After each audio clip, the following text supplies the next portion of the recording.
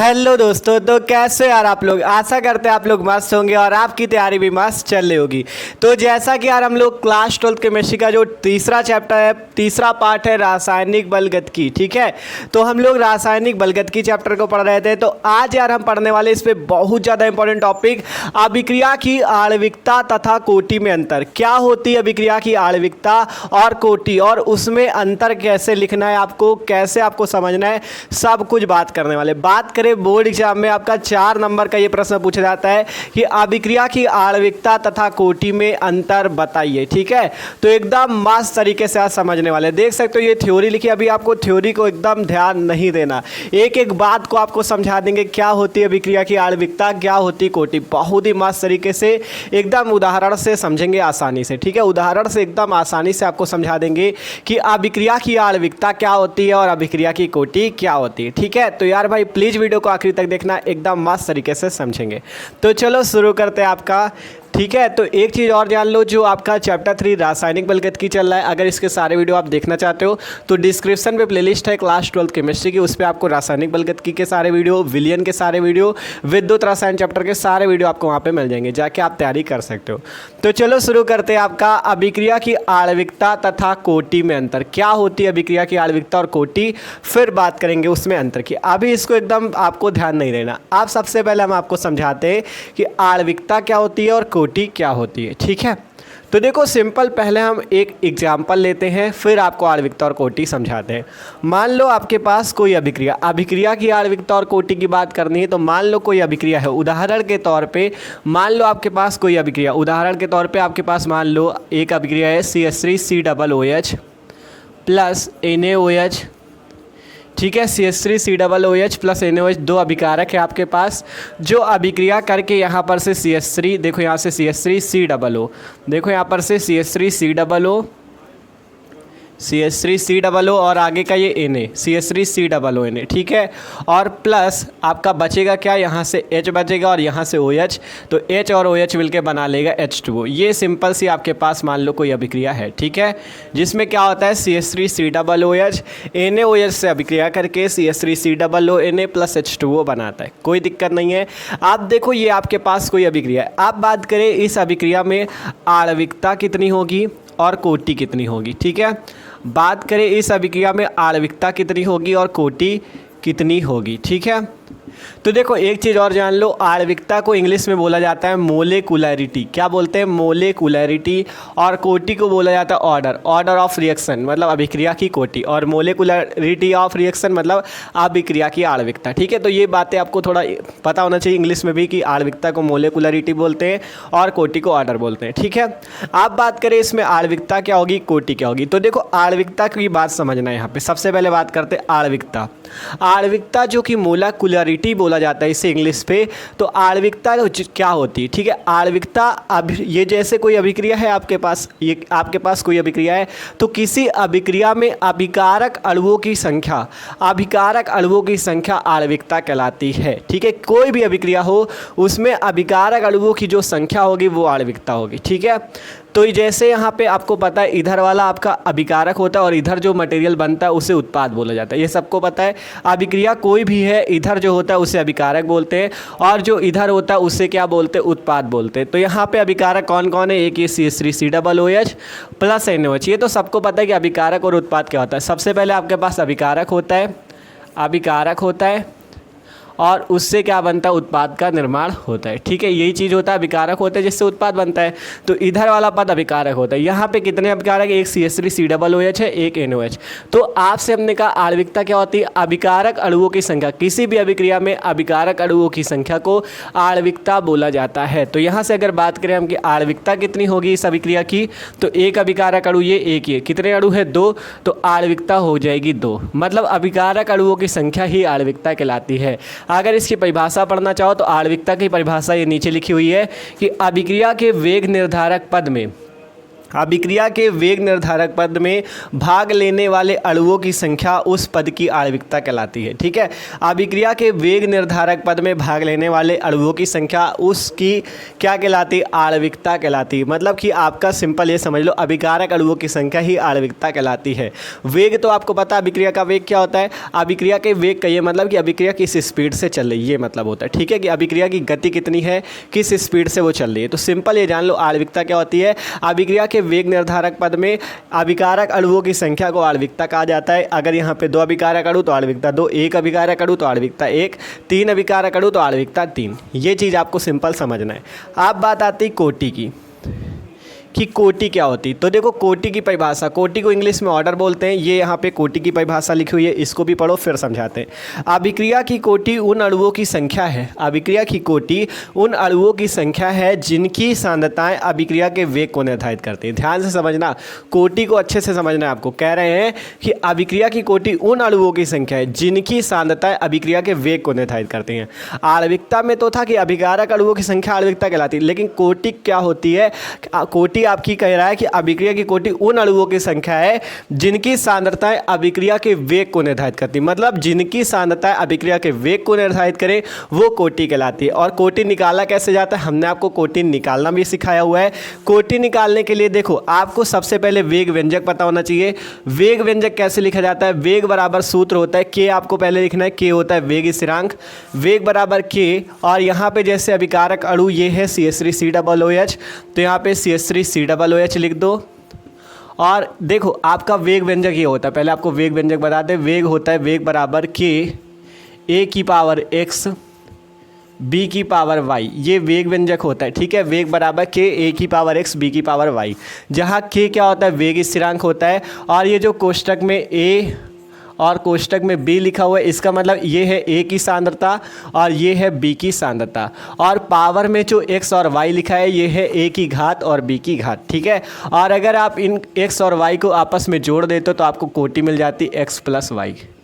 ठीक है, कोटि आपको मिल जाती है x प्लस वाई। कोटि निकालने के लिए देखो वेग व्यंजक होता है वेग बराबर के ए की पावर x बी की पावर y, के होता है वेग स्थिरांक, और ये जो कोष्टक में a लिखा हुआ है मतलब a की सांद्रता, कोष्टक में b लिखा हुआ है मतलब b की सांद्रता, और उसकी जो घातें x और y हैं। अगर आप इन दोनों घातों x और y को जोड़ देते हो तो आपको कोटि मिल जाती है x प्लस वाई। तो वैसे ही यहाँ पर अगर आपको इस वाले अभिक्रिया के लिए निकालना है तो इसके लिए क्या आएगा?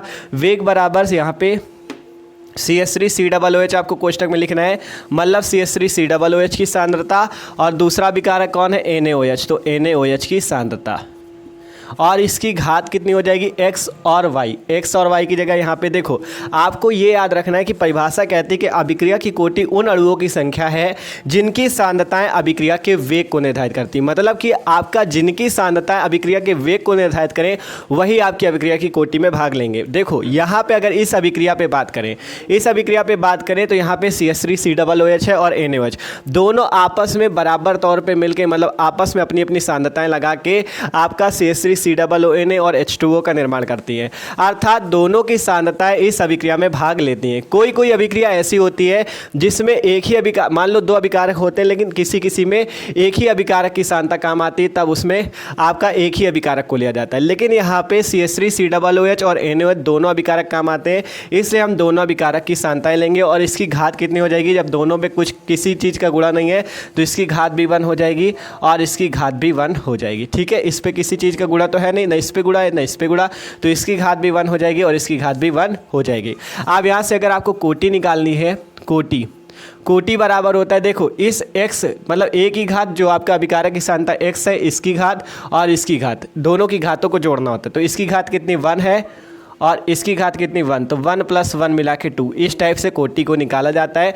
यहाँ पर से इस वाली अभिक्रिया के लिए कोटि 2 है, आणविकता भी 2 है। ठीक है, सिंपल समझो। वेग व्यंजक आपको पता कर लेना है पहले। वेग बराबर होता है कि ये एक अभिकारक है तो इसकी सांद्रता और दूसरा अभिकारक ये तो इसकी सांद्रता। अब इस पर किसी चीज़ का गुणा तो है नहीं, तो इसकी पावर में 1 हो जाएगा, इसकी पावर में 1 हो जाएगा। अगर मान लो यहाँ पे 2 का गुणा होता तो यहाँ पे 2 हो जाता पावर पे। ये चीज़ होता है सिंपल। ठीक है, ये चीज़ आपको समझना है। तो यहाँ से कोटि कितनी आई 2। अब हमने क्या समझा कि पहले तो ये देखा कि आपका आणविकता क्या होती है, आणविकता पे बात की कि अभिक्रिया के वेग निर्धारक पद में भाग लेने वाले अणुओं की संख्या उस पद की आणविकता कहलाती है। अब ये अभिक्रिया है तो अभिक्रिया में जो अभिकारक अणुओं की संख्या होगी उसे आणविकता बोला जाएगा। अब बात करें कोटि की कि अभिक्रिया की कोटि उन अणुओं की संख्या है जिनकी सांद्रता अभिक्रिया के वेग को निर्धारित करती है। कोटि उन अणुओं की कोटि में मतलब उन अणुओं को लिया जाता है जिनकी सांद्रता अभिक्रिया के वेग को निर्धारित करें। मतलब ये अभिक्रिया हो रही है तो इसमें दोनों अभिकारक का योगदान होता है, ठीक है, सांद्रताओं का, दोनों अभिकारक की सांद्रताओं का अगर योगदान होता है तब आपको दोनों अभिकारक के अणु ले लेने, ठीक है। तो इस टाइप से कोटि निकाली जाती है।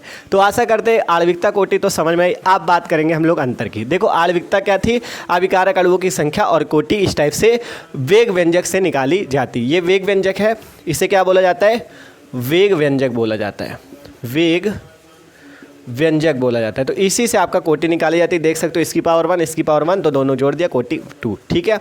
आप बात करें अंतर पढ़ना, एक एक पॉइंट अच्छे से समझाएंगे आपको, ठीक है।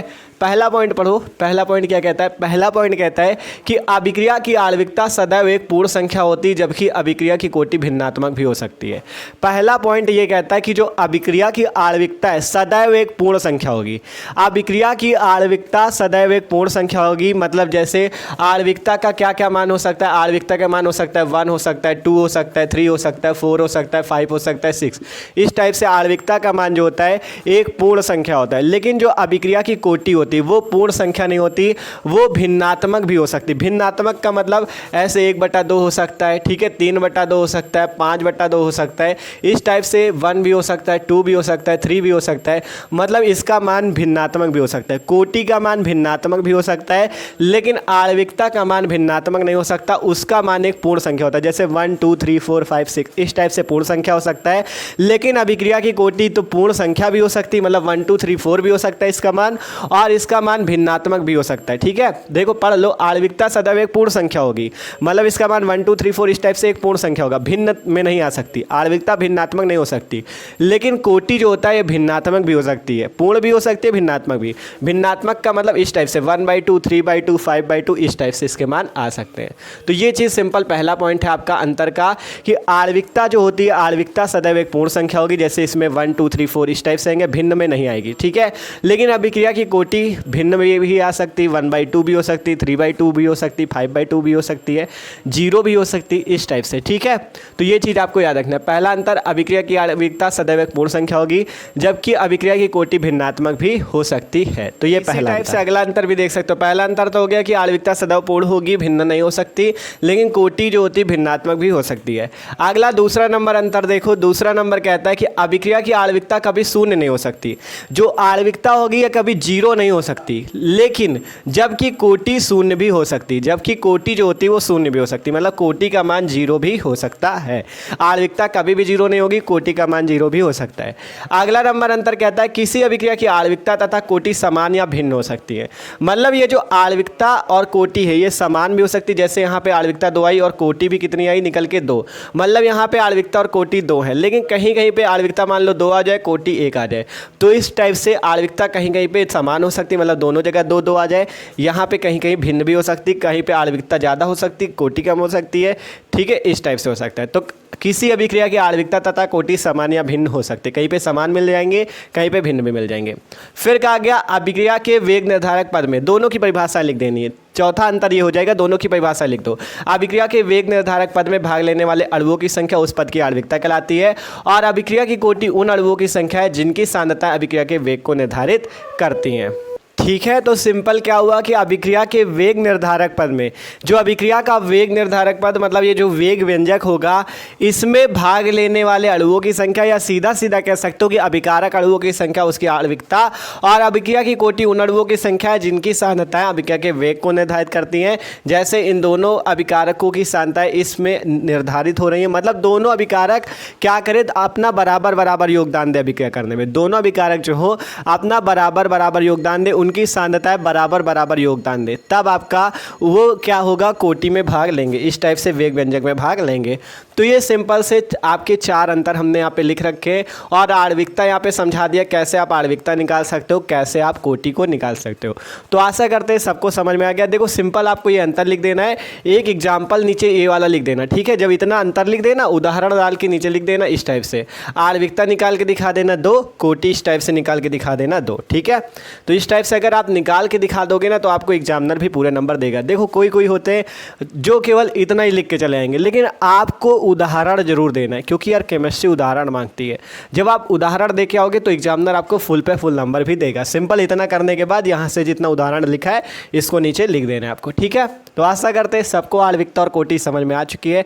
तो समझ में आई हो यार तो वीडियो को लाइक कर लेना और चैनल पे जो लोग नए हो सब्सक्राइब कर लो, क्योंकि इसी तरह से मस्त तैयारी चल रही है क्लास 12 केमिस्ट्री की और क्लास 12 फिजिक्स की भी तैयारी चल रही है। डिस्क्रिप्शन पे आपको प्लेलिस्ट मिल जाएगी केमिस्ट्री की, फिजिक्स की, मस्त तरीके से अपनी तैयारी कर सकते हो, ठीक है। तो मिलते हैं यार किसी अगले वीडियो पे। स्क्रीनशॉट अगर इसका लेना हो तो आप लोग ले लो।